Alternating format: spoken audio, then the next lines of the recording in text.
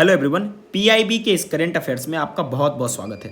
दोस्तों, मुझसे काफ़ी रिक्वेस्ट किया था कि सर आप एक प्रेस इन्फॉर्मेशन ब्यूरो का करंट अफेयर्स डेली डाला करो, हम सभी बच्चों के लिए इंपॉर्टेंट होता है। दोस्तों, ये सभी कॉम्पिटिटिव एग्जाम के लिए इंपॉर्टेंट है क्योंकि इसमें कोई भी उलूल जुलूल आपको करंट अफेयर्स नहीं मिलेंगे। जो एग्जाम पॉइंट ऑफ व्यू से इंपॉर्टेंट है उसके बारे में हम अध्ययन करेंगे। दोस्तों, हम इसमें बहुत तरीके से चीज़ों को कवर करेंगे। जब जरूरी होगा इन्फॉर्मेशन को पढ़ेंगे, जब जरूरी होगा उस पर एमसीक्यू को भी करेंगे। आप अगर टाइम का बंधक है तो आप इस वीडियो को नहीं देखें, लेकिन अगर आपको सीखना चाहते हैं और अपने एग्जाम में करंट अफेयर्स को सही करना चाहते हैं तो ये वीडियो आपके लिए है। चलिए दोस्तों, प्रेस इन्फॉर्मेशन ब्यूरो का 24 अक्टूबर का आज का जो ताज़ा करंट अफेयर्स कवर करते हैं। तो शुरुआत दोस्तों होगा आपका एक बहुत ही बेहतरीन क्वेश्चन से। जीएफआरए 2025 के अनुसार कुल वन क्षेत्र के मामले में भारत का वैश्विक रैंक क्या है? तो दोस्तों, इसको हम पहले चर्चा करते हैं जीएफआरए है क्या और इस क्या बला है, और इसके बाद हम इसका उत्तर जरूर दे देंगे।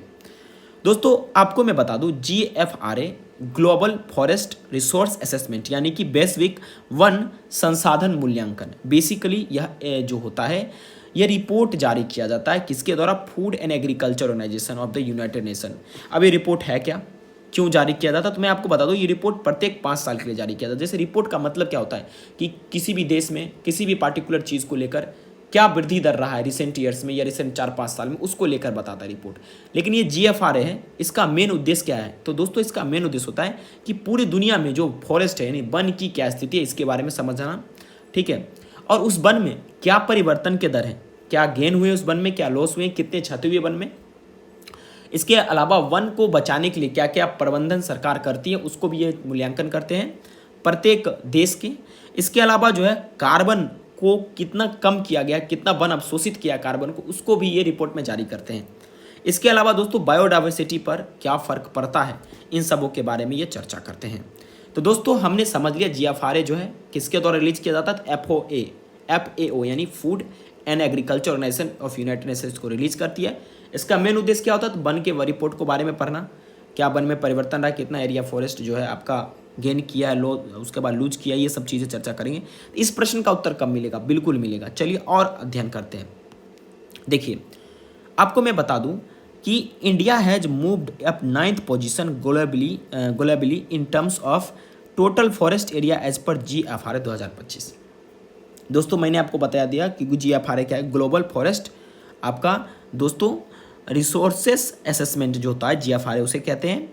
और ये इसमें भारत जो है खास करके टोटल फॉरेस्ट एरिया में कुल वन क्षेत्र में अपना 9वां पोजीशन को हासिल किया है। भारत का इससे पहले 10वां पोजीशन था, जो वृद्धि होकर यानी जिसमें वो हुआ भारत ने सुधार किया है और 9वां पोजीशन पे आया है, राइट। इसके अलावा India continues to maintain 3rd position world wide in terms of net annual forest area gain. दोस्तों, भारत जो है net annual forest area gain में दोस्तों है 3रा पोजीशन पे। देखिए, टोटल फॉरेस्ट एरिया अलग चीज़ है, नेट फॉरेस्ट एरिया अलग चीज़ है। बेसिकली आप ये समझिए, नेट फॉरेस्ट एरिया गेन में एनुअल फॉरेस्ट एरिया गेन, देखिए ये आपका ओवरऑल बात करता है, ठीक है, 5 सालों में क्या हुआ है उसमें टोटल फॉरेस्ट एरिया आ जाता है। जबकि दोस्तों अब ये जो है net annual forest area gain का मतलब हुआ प्रत्येक साल कितना जो है वन क्षेत्र को भारत ने गेन किया, यानी भारत का वन क्षेत्र बढ़ा, उसमें 3रा पोजीशन पे भारत आपका आता है। इसके अलावा तीसरा बात यह, India ranked 5th among the top global carbon sinks with its forest removing 150 million ton of CO2 per year during 2021 से 25। इसके अलावा भारत जो है खास करके कार्बन को रिमूव करने में, यानी कार्बन सीधा बात आप समझो, CO2 आपको पता है हार्मफुल होता है ज़्यादा मात्रा में, उसको वन अवशोषित करता है, वो हुआ रिमूव करना, ठीक है। तो लगभग 150 मिलियन टन जो है प्रत्येक साल जो है भारत का वन अवशोषित कर लेता है। तो ये इंपॉर्टेंट आपके लिए रहेगा, दिमाग में याद रखिएगा। टोटल ग्लोबल फॉरेस्ट एरिया लगभग 4.14 बिलियन हेक्टेयर्स है और 32% हमारे अर्थ के एरिया को कवर करता है, ठीक है। माफी चाहता हूँ, 32% यह, 68% क्या है आपका लैंड है और 32% क्या है, माफ कीजिएगा, यानी कि लैंड में ही आपका जो है 32% क्या है, चूँकि 30% आपका क्या है लैंड है और 70% वाटर। उसी 30% में से आप यूँ कर सकते हैं कि 30% का जो 32% जो है आपका ये, और बाकी जो है बचा हुआ जो है आपका और चीज़ है जिस पे बहुत सारी चीज़ें होती हैं, वो सारे हैं, ठीक है। खैर, मुझे इस पे ज़्यादा मैथमेटिक्स को कैलकुलेट नहीं करना है, हमें ये ध्यान देना है कि जो हमारा जो ज़मीन का भाग है उस ज़मीन के भाग में लगभग जो है 4.14 बिलियन हेक्टेयर जो है आपका जो है टोटल फॉरेस्ट है एरिया, और उसमें जो कह सकते हैं अगर परसेंटेज बात तो 32% है।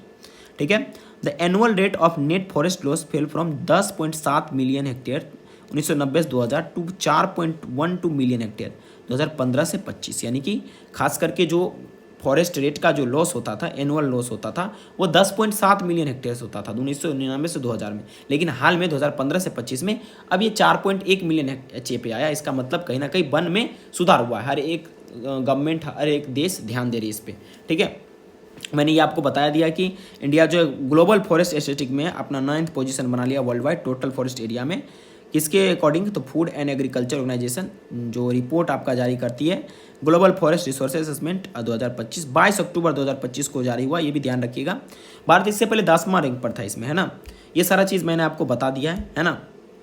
देखिए अब दोस्तों कुछ आगे और चर्चा करते हैं। मैंने ये भी आपको बताया कि जीएफआरओ 2025 की रिपोर्ट के हिसाब से जो 4.14 बिलियन हेक्टेयर जो है लगभग 32% टोटल लैंड एरिया का आपका जो है फॉरेस्ट है।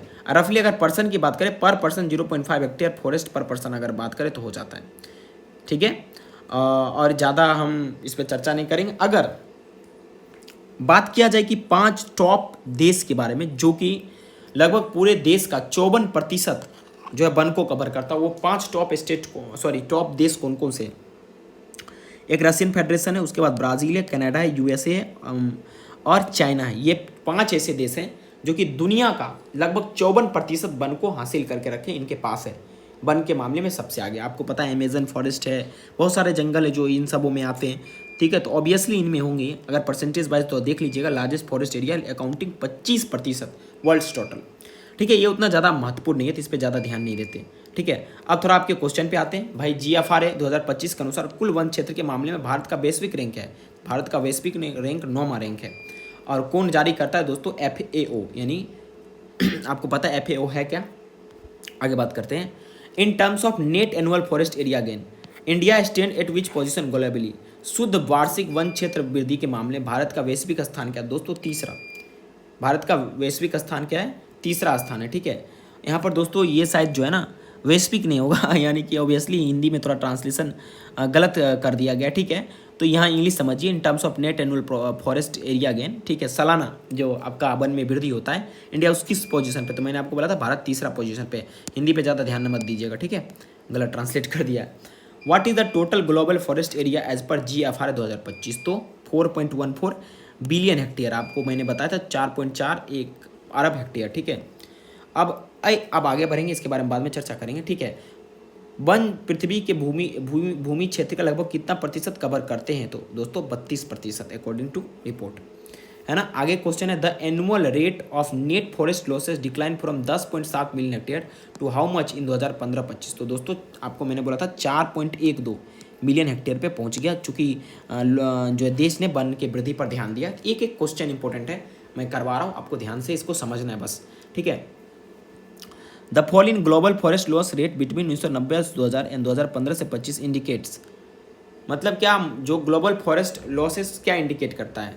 बढ़ता मरुस्थलीकरण, बेहतर वन संरक्षण प्रयास, बढ़ता वनों कटाई, घटता कार्बन अवशोषण। तो इनमें से कोई नहीं होगा। बेहतर वन संरक्षण प्रयास, मैं चिक का कह रहा हूँ कि सभी देश ने अच्छा प्रयास किया तब ना। पहले क्या होता था कि 10 पॉइंट कितने थे, मैं भी भूल गया डाटा, 10.7 मिलियन हेक्टेयर, है ना, इतने थे। अब वो घट के 4.1 आपके हो गया मिलियन हेक्टेयर। इसका मतलब कहीं ना कहीं सब देश ने अपना जो है योगदान दिया है, इजाफा हुआ तब ना। इसका मतलब क्या हो कि बेहतर वन संरक्षण का प्रयास किया गया, बेटर जो फॉरेस्ट जो है आपका कंजर्वेशन का प्रयास किया गया, जिस वजह से ऐसा हुआ है। ठीक है। कह रहा मैं which of the following pairs is correctly matched? इसमें से कौन सा पेयर करेक्टली मैच्ड है? दोस्तों मैं आंख मूंद कर कहूँगा कि भारत का CO2 हटाने का जो परसेंट मतलब मिलियन टन है वो है 150 मिलियन टन प्रतिवर्ष। हम इस पे चर्चा किए थे, बाकी और किसी पे चर्चा नहीं करना, सारे गलत हैं। ठीक है। और ये मैंने आपको बताया था, ये देखिए अब बम्बू प्लांटेशन वगैरह के बारे में, रबर के बारे में दिया गया है, बहुत सारी रिपोर्ट है इसमें। ठीक है। मैं कुछ कवर करूँगा, कुछ नहीं कर पाऊँगा। ठीक है। तो इतने कवर करने में बहुत टाइम हमारा खराब हो जाएगा, है ना। तो दोस्तों अगर मैं आपसे बात करूं, छोटे छोटे पॉइंट के बारे में बात करूं, ठीक है अगर बात करें रबर प्लांटेशन में, India ranks 5th globally with 831,000 hectares of rubber plantation, यानी पूरे विश्व में भारत का रबर के उत्पादन में अकॉर्डिंग टू FAO वो 5वां स्थान है दोस्तों, 5th पोजीशन है। ठीक है। बम्बू प्लांटेशन में देख लेते हैं, total bamboo resources globally is estimated लगभग 30.1 मिलियन हेक्टेयर है, जिसमें 21.2 मिलियन हेक्टेयर जो है 70% केवल एशिया में होता है, और इंडिया का लगभग 11.8 मिलियन हेक्टेयर है। The global area of bamboo forest increase by 8.05 million hectare between 1990 से 2025, largely because of increase in China and India. दोस्तों देखिए, अब ये जो एशिया में बढ़ा इतना 30.1 मिलियन हेक्टेयर है, इसके लिए रिस्पॉन्सिबल जो फैक्टर है बम्बू प्लांटेशन में, वो भारत और चाइना कहीं ना कहीं इसमें वो लीड कर रहे हैं, है ना। और रबर प्लांटेशन में भारत जो है दोस्तों 5वें नंबर पे आ रहा है FAO के रिपोर्ट पे अनुसार, ठीक है। अगर एग्रो फॉरेस्ट्री एरिया की बात करें तो इंडिया, खास करके इंडोनेशिया, ये जो है लगभग 100% एग्रो फॉरेस्ट्री एरिया इनका कवर कर रहा है, ठीक है, लगभग 39.3 मिलियन हेक्टेयर्स, है ना। माफ़ी चाहता हूँ, है ना। तो दोस्तों अब इसमें से हमको नहीं लगता है कि कोई और इम्पोर्टेंट इसमें से न्यूज़ निकल के आएगा। तो ये आपके थे कुछ, और इसमें कुछ इन्फॉर्मेशन दिए गए, और आपको मैं रिपोर्ट दे दूंगा, आप उस रिपोर्ट को पढ़ लेना, क्योंकि मुझे जो लगता है, अच्छा कार्बन रिमूवल्स में मैंने आपको बताया था 2021 से 25 के बीच में top country Russian federation, 2 number पर चाइना, 3 नंबर पर USA, 4 नंबर पर ब्राज़ील और 5 नंबर पर इंडिया आता है। हमने ये चर्चा किया भी था, है ना। अब थोड़ा बात कर लेते हैं दोस्तों India's forest status and changes. देखिए, अगर मैं बात करूं इंडिया के ISFR 2023 के अनुसार से, Indian state of forest report 2023 के अनुसार से, इंडिया का जो टोटल फॉरेस्ट कवर है 71534 स्क्वायर किलोमीटर, लगभग 21.76% है। जोग्राफिकल एरिया से देखा जाए तो, भौगोलिक क्षेत्र से देखा जाए, ठीक है। अगर टॉप स्टेट्स की बात करें जो फॉरेस्ट कवर में लार्जेस्ट फॉरेस्ट कवर एरिया में आता है, तो आपका आ जाता है मध्य प्रदेश लगभग 77,073 स्क्वायर किलोमीटर, उसके बाद अरुणाचल प्रदेश और छत्तीसगढ़ आता है, ये लार्जेस्ट फॉरेस्ट कवर एरिया में। इसका ट्रिक आप याद रखिएगा, MAC मार्क, ठीक है। मैनग्रोव कवर में बात की जाए तो मैनग्रोव कवर में आपका अंडमान निकोबार टॉप पे आ जाता है, और उसके बाद गुजरात, महाराष्ट्र और वेस्ट बंगाल आता है। बायोडाइवर्सिटी एंड प्रोटेक्टेड एरिया में आता है। इंडिया में लगभग 106 नेशनल पार्क्स थे 2023 के अनुसार से, 577 वाइल्ड लाइफ सेंचुरीज है, और 115 कंजर्वेशन रिजर्वेस है, और 220 कम्युनिटी रिजर्व्स है। डाइवर्स फ्लोरा और फाउना को बचाता है, वन्य जीव को बचाता है, अलग अलग चीज़ों को बचाता है। कुछ बजट एलोकेशन है। India mission for green India GIM के बारे में कुछ यहाँ पर चर्चा की गई है, उतना हम ज़्यादा चर्चा नहीं करेंगे, है ना। आपको ये सारे चीज़ पढ़ लेने ध्यान से, जो मैं यहाँ लिखा हूँ इसमें कुछ भी भारी बात नहीं लिखा गया, और ये ज़्यादा इंपॉर्टेंट नहीं है मेरे हिसाब से आज खास करके ये अभी के टाइम में, ठीक है। इससे कहीं कभी कभी कुछ बन जाते हैं। बजट एलोकेशन देख सकते हैं 2025-26 में MOEFFC एलोकेट किया था 3142.8 करोड़, लेकिन 3412.82 crore, 9% increase from the revise estimate of 3125 crore in 2024-25। In 2024-25 से बजट एलोकेशन खास करके किसके लिए, फॉरेस्ट कवर के लिए थोड़ा सा बढ़ा है ना। इसका कहीं ना कहीं बजट एलोकेशन बढ़ाने का सीधा मतलब है फॉरेस्ट्री एरिया को बढ़ाना। तो बेसिकली यही कुछ चीज़ था जिसे मैंने आपको बताया। खास करके एक पेड़ माँ के नाम इनिशिएटिव आया, एक पेड़ माँ के नाम इनिशिएटिव कई बार आपको आए हैं, और नरेंद्र मोदी ने इसकी चर्चा भी किए थे, और आपको मैंने ये सारा चीज़ अभी बता ही दिया था कि भाई साहब GFRA का रिपोर्ट कहता क्या है और इसमें क्या क्या पॉसिबिलिटीज़ हैं, ठीक है। अब देखिए हम एक और चर्चा कर लेते हैं जो अभी इंपॉर्टेंट न्यूज़ बना हुआ है अभी के टाइम में। अभी मैंने देखा था, कोई क्वेश्चन था, अभी हाल फिलहाल में पीयूष पांडे, है ना, का निधन हुआ है, और वो खास करके एक बहुत बड़ा एडवर्टाइजिंग जाइंट थे।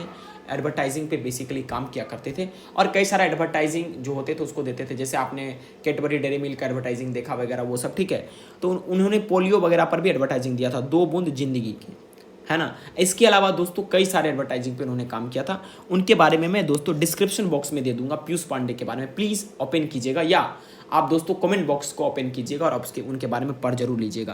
तो दोस्तों ये PIB के आज कुछ मोस्ट इंपॉर्टेंट हमें जो लगा है एग्जाम में पूछ सकता है, मैंने वो 2 आपके करंट अफेयर्स से रिलेटेड नॉलेज को बताया। और दोस्तों और भी जानना चाहते हैं प्लीज़ आप हमें सराहिए कॉमेंट में, और कुछ सजेशन देना चाहते हैं जरूर दीजिए, ताकि हम और मोटिवेट हो अगले वीडियो के लिए। Thank you very much.